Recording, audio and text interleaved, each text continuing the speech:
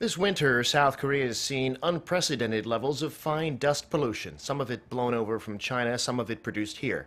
This morning, President Moon Jae-in addressed the issue in a cabinet meeting and called for more creative ways to solve the problem. Our Blue House correspondent Hwang Hojun reports.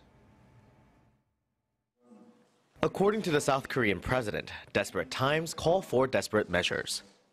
할 수 있는 특단의 대책을 시도하고 창의력과 상상력을 발휘해야 할 때입니다.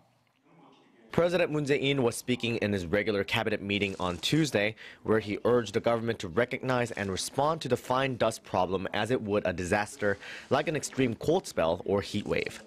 That message comes about a week after Seoul was smothered by record high levels of ultrafine dust particles for 4 consecutive days. President Moon stressed that reducing the fine dust has been one of the administration's policy goals as part of protecting the people's right to health. But as the air quality continues to degrade, he urged his cabinet members to think outside the box. Conventional measures already in the works include getting old diesel cars off the road, increasing the number of clean energy vehicles, shutting down coal-fired power plants, and replacing old household heaters with new eco-friendly ones.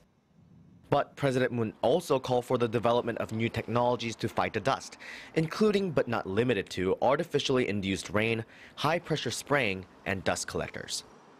He also noted the public's concern over fine dust originating from China and emphasized the need to reinforce cooperation with China to reduce it.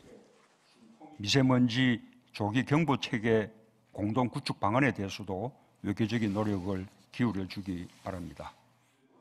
President Moon also called for bipartisan efforts in the National Assembly to pass and revise special laws on fine dust to improve the nation's overall air quality. But above all, President Moon said the government needs to let the people know that it's doing all it can to tackle the issue.